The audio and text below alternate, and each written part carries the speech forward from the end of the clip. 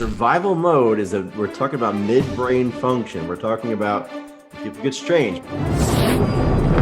That was when I crossed the Rubicon into disasters and I began getting ready for power outages. That is one of the most common emergencies that people will face, is a power outage.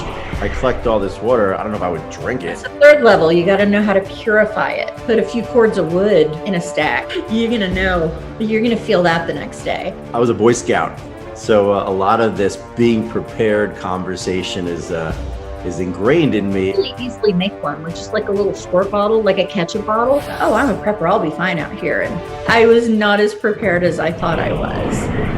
Hello, everyone, and welcome. This is a great day for us. We have Daisy Luther here, who is the organic prepper, and the Endgame community. If you've watched the program, you know her already.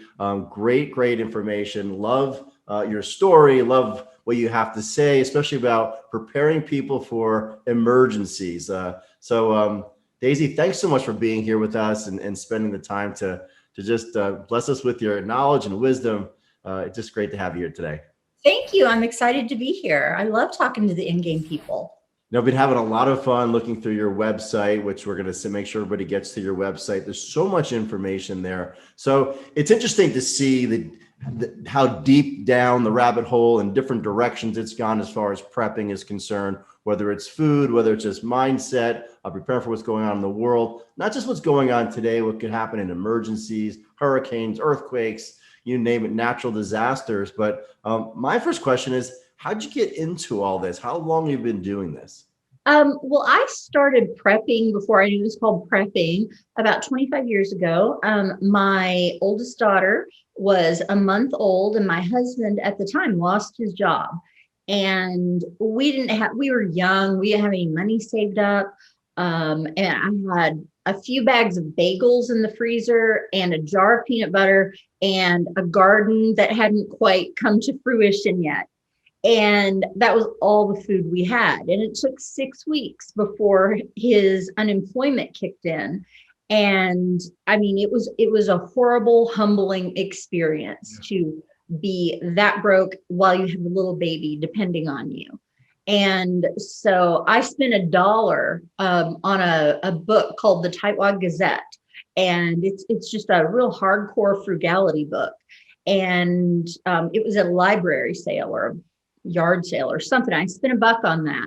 And it really changed my mindset for stocking up for, difficult times, buying things on sale, doing stuff like that. So at that point, and I would say for the next 7 years, it was just mostly getting ahead on my shopping. It was always having plenty of food on hand. It was, having shampoo and conditioner and soap and toothpaste and toothbrushes and all that. Well, then I got divorced and I had sole custody of my 2 daughters. And there was a blackout. I believe it was 2008. No, it was like 2002. Anyway, the whole Eastern Seaboard had this tremendous blackout. And for us, it lasted 5 days. It was in the middle of summer. All my food in the fridge and freezer went bad. And I was making not very much money. I was just barely making above minimum wage at that point. So that was a huge financial hit. The kids were bored and everything was hot and it was just absolutely miserable. And I thought, once the power came back on, this is like the internet was really new at this point. Mm-hmm. I had this huge box of a computer. And so I started looking up, getting ready for power outages, preparing for power outages. And I realized that what I've been doing all this time was prepping to a certain extent. I hadn't quite crossed the Rubicon into disasters. So that was when I crossed the Rubicon into disasters and I began getting ready for power outages, which is a great way to start because that is one of the most common emergencies that people will face is a power outage. Right. And it doesn't have to be a dire emergency if you're prepared for it. I mean, it can just be a little blip on the radar if you're prepared. And I've been doing that ever since. Then we had a bad couple of years. My father passed away. I lost my job, then I lost my house, and I lost my car, and then my children's father passed away. And even though we were divorced, it was still, extremely difficult for our family. And I was really, really broke. And I bought like the cheapest truck that I could find. And we moved to the cheapest house in Ontario. Like I did a search on Kijiji, which is like the Canadian version of Craigslist. Um, from like low to high price, and I found a little house like way up north in the Algonquin forest. And my oldest was going away to college, and my youngest and I moved out to that little house. And I thought, oh, I'm a prepper, I'll be fine out here. And oh, I learned a lot of lessons there that I was not as prepared as I thought I was. So And I that's love this story because it's a story of we say survival or taking circumstances and doing the best you can with them. And this yeah, is just resilience, I think. loss of a job. And so why go into the woods? That's at that point. Cheapest place in the province. Gotcha. Like that is literally the only reason I chose that house. I mean, it was beautiful. It was on a lake and there was a forest and all that kind of stuff. But no, it was absolutely budgetary.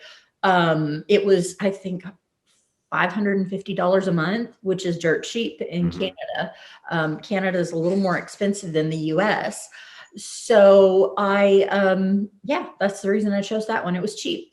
I had picked up a little work online and had a decent internet connection, surprisingly, when the power was on.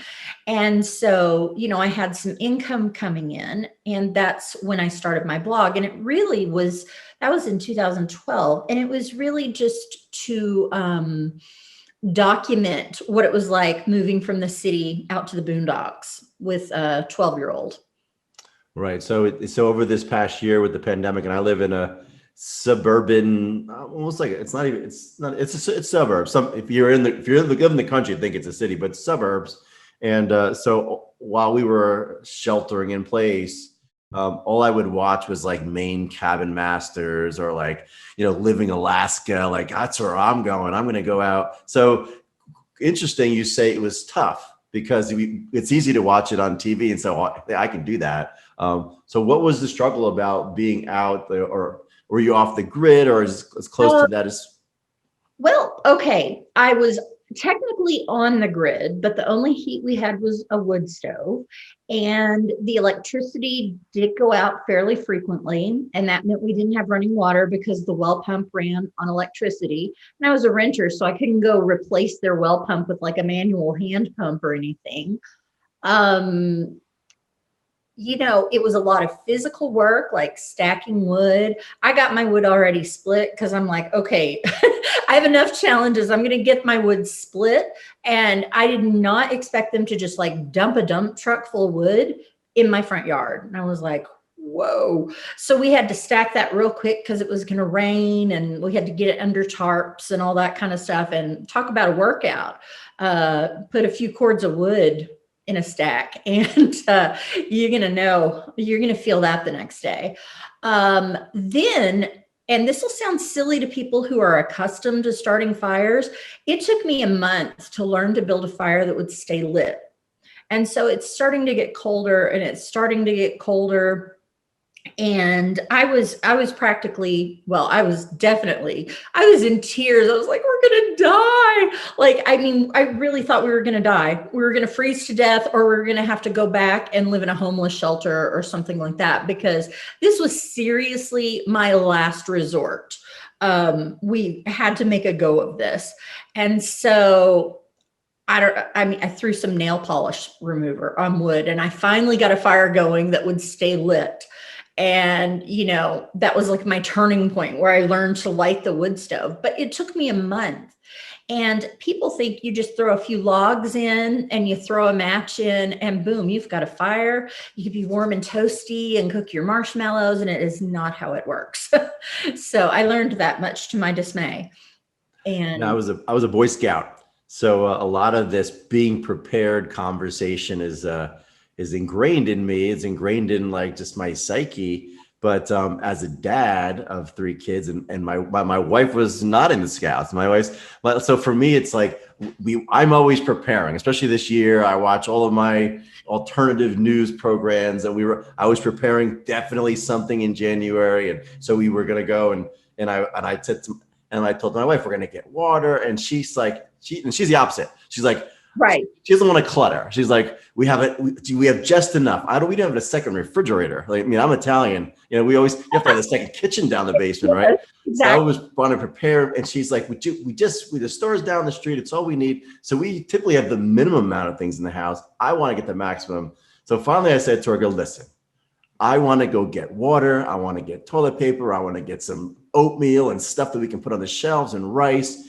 And this is why we're doing it, because she didn't want me to do it. She goes, this is why we're going to do it, because worst case scenario, it hits the fan and I've got to take care of everybody in this house. I'd rather not be mad at you at the same time for not allowing me to get water. So it's like my mindset goes one way or the other. So I know you've lived a nomadic lifestyle. You've lived this kind of cool, you've traveled around the world. You've done that. I know you've lived in the rural setting. I know you lived in suburban setting, even city setting. So you know how to prepare for all of those different environments. So, let's talk about that. I know people are out there right now and they're wondering, like, let's face it, if the storm's coming, you can't get bread and eggs, right? So apparently, like, French toast is the thing, right? Exactly. Milk and bread. So besides bread and eggs, right? So let's forget that. Let's talk about where to start and what our mindset should be, and what are some of the things that we can kind of predictably happen in those first hours, days, weeks, and what are we going to need in our home? So I know this is your conversation. So tell us a little bit about how to start preparing ourselves for a disaster of some sort. It's actually perfect timing because I just came back to the States from Mexico. I'm going to be here for 6 or 8 months. And I had no food really. I mean, I had a little bit of stuff, but not much. So I'm in the process of building myself. I call it the rapid stockpile, just building myself a really fast stockpile. And I'm going to take $500 and I'm going to hit Aldi's and various places that are, known for being less expensive, do some comparison shopping. And I'm just going to stock up and I'm going to have several months worth of food. Like I live by myself right now. So I'm going to have at least 3 to 6 months worth of food for myself. You're in an apartment right now, right? Yes, 600 square feet. Okay. And I am absolutely confident I can get all that food in here. And that's something that I'm going to be documenting on the website is how much food I have, where I'm putting it, what I'm selecting and why. So some things you need to think about when you're building your stockpile are how do you normally eat? If you normally eat, let's say gluten-free, or you eat paleo or keto, and all you stock is grains or those bucket meals that are just filled with pasta and rice and all that, you're going to feel like crap. Like you're going to start eating that and you're going to be bloated and you're going to, be rushing to the bathroom, and you might be in a situation where your toilet doesn't flush. And that's just going to be all bad. You don't want that. So it's important to stock what you eat to the best of your ability. Now, you're not going to be able to stockpile fresh fruits and vegetables, but at the very least, you can get canned, frozen, and dehydrated. Frozen, obviously, you would eat first in the event of a power outage just to try to use it up before it goes bad. And then you've got the other things for backup. So you kind of want 3 layers. You want your everyday food that could see you through a few months, like if you lost your job or a stream of income or had a sudden big expense. If you've got food that you would normally eat, like your freezer stocked with whatever your kids eat for breakfast and meat and veggies and fruit and all that kind of stuff, then you're going to be able to ride that out while you're recouping your financial losses. And then your second layer is stuff that lasts, a year or 2 on the shelf. So that's like your jars of peanut butter and things like brown rice and whole wheat pasta and all that. It doesn't have as long of a shelf life, and all that stuff can become rancid. So that's like your next row. And, I would add canned fruits and vegetables to that, canned meats. If you are really gung-ho, you can get a pressure canner and learn to can meat, and it's actually delicious. It's really good. It is nothing like what you would buy in stores. It is so good. So I have a canning book called The Prepper's Canning Guide, and it's got all sorts of recipes. Quite a few of them are on my website, so you can find a lot of them for free. So I would say that is your second level. And then your third level is, okay, you've gone through all the rest of your food. Now you're down to the dehydrated stuff that you have to add water to and all that. So, you kind of have 3 levels, and that long-term food, if it's in the buckets, it'll stay good for like 10, 15, 20 years. Well, so what about water? I mean, Well, that's next. You need to have water. I kind of have 3 layers of that too. There is the water you store. So it's best to have at least a week's worth of water for everyone in your family, including pets. The rough rule of thumb is 1 gallon per person per day. That doesn't include anything for hygiene. That's just for keeping you hydrated. Now, for keeping you hydrated, other things can count as water, like, fruit juice or the liquid in your can of green beans, like you make it into a soup instead of just like draining it off. So, there are a lot of ways to get that extra water into your diet without just storing it. If you have empty containers in your house that are food safe, like you've got mason jars, why not just fill them with water and set them on the shelf? It takes exactly the same amount of space, whether it has water in it or not. So I always keep every jar that I have, it's always full of water. Right. And it's like filtered water, so I don't need to add anything to it. So there we go. I've got my water supply. Next is acquisition. You need to think about where you would be able to acquire water if suddenly there's no water coming from the taps. Now, for some people in their climates, that might be rain barrels or something like that. That a lot of this depends on where you live. I live in an apartment. I have a patio. I could collect a little bit on my patio. If it's that bad of a scenario, they're not going to be enforcing the rules of, oh, you can't have this, right. You can't have that. You can't have that wreath on your door. So, water collection is really great if you live in a place that it rains a lot. But a lot of people live we're having a mega drought in the West right now. So I would not want to depend on rainwater as my water collection source. So, go on to Google Maps and do the satellite view of your home and zoom in and look around your neighborhood for any little creeks or ponds or bodies of water that you may not know about, that might be within walking distance. But then remember that water weighs 8 pounds a gallon. So you're going to want to have some way to bring that water back after you collect it. So if it's 3 miles away across an arid desert, you're going to drink it all before you get home. Mm-hmm. So, that is not your best bet. So you really need to start thinking about things like that. If you're in the right setup, you can get these big plastic food safe water containers that hold 200 gallons or 225 gallons and sit them outside. And then you've got quite a lot of water to last you for quite a while. But water is absolutely essential. That's the other reason that I use the dehydrated stuff last, because that taps into my water supply. It takes a lot of water and a lot of energy to prepare those. Right. And what do you do? Like, there's a stream down the street. I collect all this water. I don't know if I would drink it. That's the third level. You got to know how to purify it. Okay. And there are all different kinds of purification methods. I have a water book too. It's on Amazon. If you just look me up on Amazon, you'll find like all of my books. Are they also on the website as well? Yes, but Amazon's the one that sells like the paperback, and you can sometimes find them. Some bookstores carry them. Okay. But if you just put my name, Daisy Luther, into Amazon, you'll come up with a like a list of books. So, each thing that you're interested in, just I would say the most general is be ready for anything, because it has appendices in the back that will help you with building your stockpile, building your water system, all that.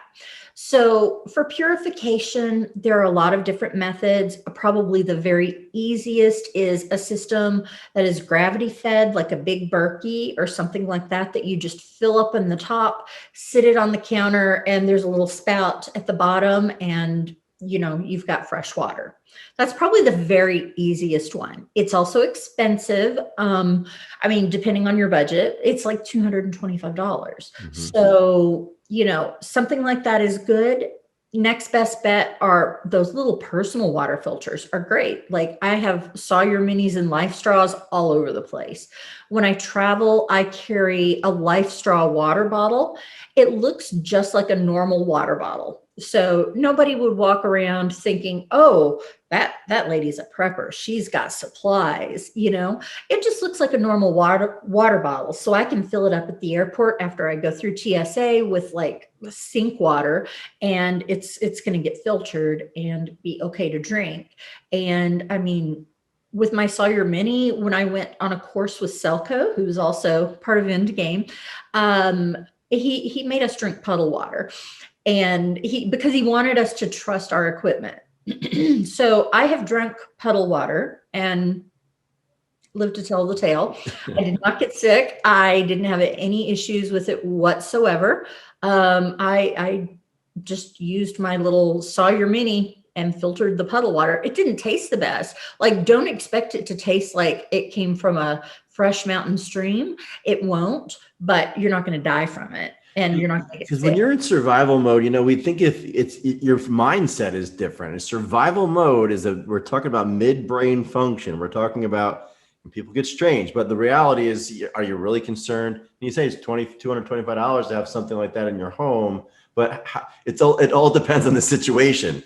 Right. If you're in that situation, you would have wished you spent the $225. Exactly. And think about a way to cart that water home. Like, I mean, a baby stroller, if you have a little one, don't get rid of the stroller. Keep the stroller and put water jugs in it. A wagon, anything like that, a cart, a wheelbarrow. Like, it's hard to carry a lot of gallons of water. I've done it. I've carried 3 gallons. When I lived in Montenegro, I lived up 342 steps. And on the weekends, I would grab 3 gallons of water because the stores were closed on the weekends. So I would grab 3 gallons of water just so I had it in my apartment, and go up those 342 steps with it. And it's freaking heavy. We can go on, and so what I would just recommend people do is go to the website. There's so many tips. How long have you been doing this blog? Since 2012. Yep. Right. And there's more than 3,000 articles on it. Between that and books. So there's enough there. So go to the website, all you need to know for stockpiling. So let's move on to more of, you mentioned it a couple times about kind of security, especially locally, like letting people know that whether or not you're stockpiling, letting people know that even you just said before, if you're a prepper, right? You'll know you're a prepper, for various reasons. So let's talk a little bit about that, about the safety of this all. Well, the prepper terminology is stolen from the military, and we call it OPSEC, which is operational security or operations security or something like that. Anyway, OPSEC. So that means you don't want to involuntarily give away information that people might be able to use in a harmful way in the future.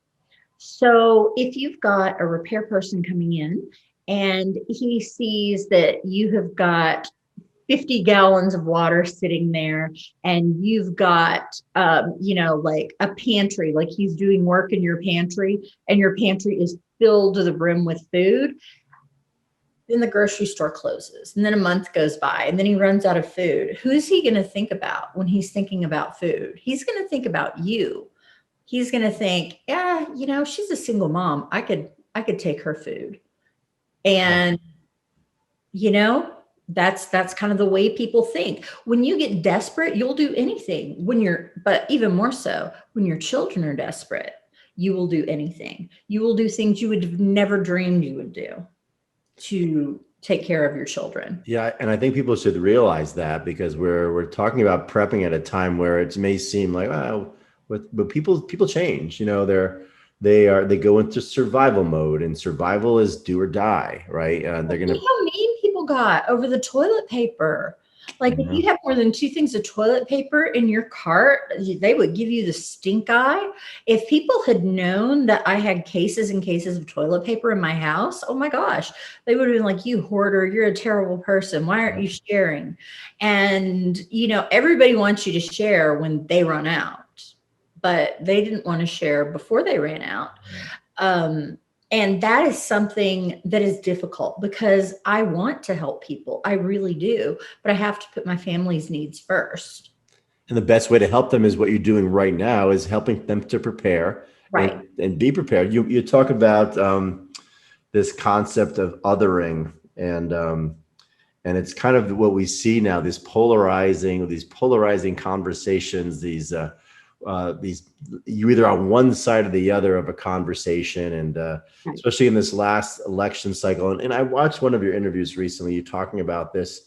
And, I've got a lot of neighbors around here. I'm in New Jersey. We're a blue state, right? So there's just and people get so polarized over these national conversations. Right. They affect people on a local, like the conversation shouldn't, like, because you are supporting one side or the other, or you're voting for this person or the other, people automatically assume that you're this list of you're in this category of people. I just think it's so important, because I don't really go out there and wear an American flag on my shirt, of course. I do that all the time. Like, I'm very subtle. I'm not out talking, but the reality is, you kind of can tell the kind of person that I am, and I may be lumped into a category.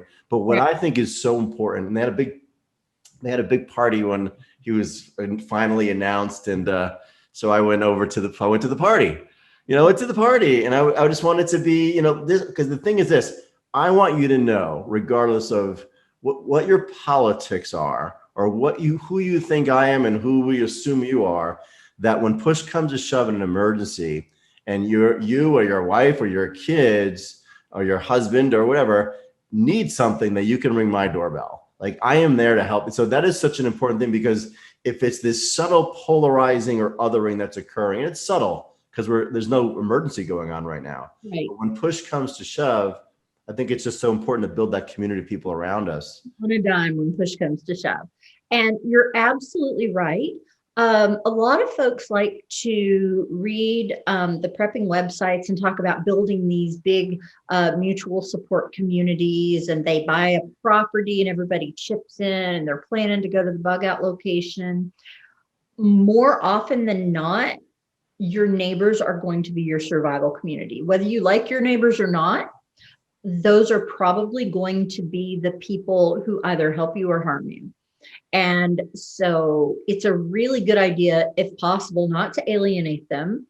I don't ever talk about politics with my neighbors. I don't actually, I don't really like, I didn't really like either candidate, and I'm a libertarian. So, I'm kind of middle, like I'm not right, I'm not left. I'm just a big fan of the Constitution. Yeah, exactly. But that's not enough right now. You have to pick a side. Everybody wants you to pick a side. So I try really hard to stay as neutral and subtle as possible, because I live in a very liberal area right now too. And I don't want them to think that, I have guns, or that I have all this food that I hoarded, or anything like that. So, you got to really think about the fact that these are the people that are going to help you sink or swim. I have to think, because I live around a lot more seniors, and I just know my neighbors, that when push comes to shove, I'm going to be the one helping them. Right. It's just what it comes down to. And it's just the way I'm wired. I will be pulling people out of buildings, and I'd be carrying them, putting them in my car, bringing people to safety. I'll be the last one out. And that's just a temperament that I've been born with. And I'm not saying that's a good thing. It's just way it's going to probably happen. Exactly. And I'm the same way. Like I couldn't just leave someone there if I had the ability to help them. But you also don't discount the fact that these people are older because they have skills that are no longer taught. And older people are incredibly valuable and they're so often overlooked because they can't get out there and do hand-to-hand combat, or maybe, Granny's in a wheelchair and she can't go run the garden or anything like that, but she can sure tell you what to do, help you preserve it, and teach you how to stretch your food for as far as possible to feed as many people as possible. So, elderly people are a treasure in emergency situations because they've lived without DoorDash and Instacart and all of these conveniences that people now take for granted. I would love to have older neighbors. I think it's great. I think it's an important time now, especially because with things being so uncertain, that we connect with those neighbors and we take care of the people around. Like the most important, I always thought the most important politics is your block. Your block. The people next door to you, people across the street. Being able to have conversations with those people now, because later on, you're going to want to know who you can trust, who you can't trust, who kind of isolates, who does not. And it's creating that network of people, knowing that they can count on you and knowing who you can count on as well. Because when something does happen, you want to be able to help, but at the same time, you're going to want to know who you can trust. Yeah, and don't give out too much information. Selco talks a lot about this. He calls it survival circles. You've got your small circle, which is your family and your very closest friends. These are the people who would have your back no matter what. These are the people who are going to be right there with you surviving. Then you've got like a bigger circle, which is your neighborhood and your community. And then you've got the big circle, which is the government and world events and things like that. So he says that the worse things get, the smaller your circle needs to get, and the less attention you need to pay to the outer circles. Mm-hmm. We were sheltering in place. And I would where were you going to go? You couldn't go anywhere. I sat on my front step to get some sun, and you waved at your neighbor, and that was like, my parents were further away and my brothers were gone. So it was like, it's when it comes down to it, that's who you want to connect with. Let them know that if they need anything, that you're there for them. I think that's part of survival. It really is. That social circles that we create. It is, absolutely. Just again, I can't caution you enough to not let people know that you have this cache of supplies. That is really, really important. Who can forget the toilet paper crisis of 2020? If somebody knew you had a few cases of toilet paper, they would be at your door saying, "Hey, we don't have any toilet paper. Can you help us out?" And then pretty soon word would get around and you wouldn't have any toilet paper. I wonder if we should have invested in bidets since then, right? What a great thing to have in the house. Really easily make one with just like a little squirt bottle, like a ketchup bottle. Seriously, just wash out a ketchup bottle and make your own bidet. It doesn't have to be fancy. Right. So, this is great. So I'm just really appreciate you being able to take the time and speak to our community again. I want them to be able to go to your website. It's a wealth of information. That's really where you need to start. Go to Amazon, look at the books. So before we close, you've gone from stockpiling food. And so the arc of understanding this, obviously through communicating with other people, you've gathered beyond just prepping for food. There's so many things on your website that you've picked up. What's interesting is you've 25 years out of necessity and out of really survival, you've got into all this, probably at a time when nobody was doing this, right? I thought I was nuts for years. And now it's the most important conversation. It is. It's a very important conversation. And start small. Don't overwhelm yourself. Don't go start reading about EMPs and these epic Mad Max scenarios, because we are not there. I'm not saying we could never get there, but at this point, we are not there. Right. Focus on where we are right now and start where you are right now. Start with an inventory of what you have in your cupboards already. You may have a lot more than you thought you did. Once you take it all out and you put it all on the kitchen table and you start writing it down, like protein, grains, fruits and vegetables, stuff like that. Once you start counting, you may find that you have a lot more than you thought you had. Then put it back in an organized way. Put the stuff with the oldest expiration date first. So you use that first and it doesn't get stale or gross. Then see what you need to add. Like, just don't overwhelm yourself. That is Things like batteries. Yeah. I mean, things that you think about, the things that you use every day, like spend a week and write down the things you use every day. Oh, I had to replace the batteries in the remote. Well, you may not need a remote when it hits the fan, but you're going to need a flashlight and that takes batteries. So write that on your list. Think about everything you use in a week and just write it down. Just keep a running list, and that will help you think more about what your family uses. Every family has different needs. Think about medications. If you have any family members on prescription medications, some of them are very bad to stop cold turkey and can cause a lot of problems. I'm talking specifically about mental health medications.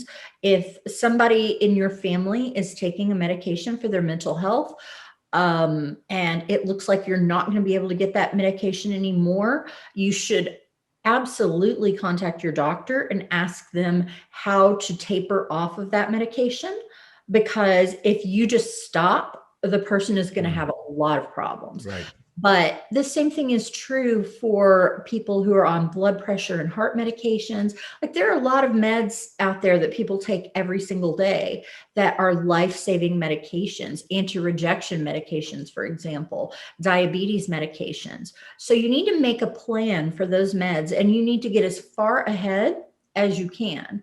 And, like, if you can get 6 months ahead on your medications and stash them away, just use the oldest one first and just keep replacing, and just keep a little revolving cycle of your 6 months of meds. Sometimes, like, insurance will not pay for 6 months of a medication. You might have to pay out of pocket. I think it's worth it if it is a life or death medication. Right. So many things to think about, which is probably my ploy to have you back on again. So even if we get into some more specifics of different elements of prepping, but the best thing to do is to go to the website, the Organic Prepper. Daisy, thank you so much. I really appreciate being able to meet you first of all. Yes. And just thank you so much. Your wealth of information. People are, we're getting emails all the time from your episode. And so I was just feel so blessed to be able to reconnect with you again and get this out to them. And I'm sure everybody's so happy that you were here. Well, thank you so much. I really appreciate that. You're welcome. And have a great day. And I hope to see you soon. Yes, you too.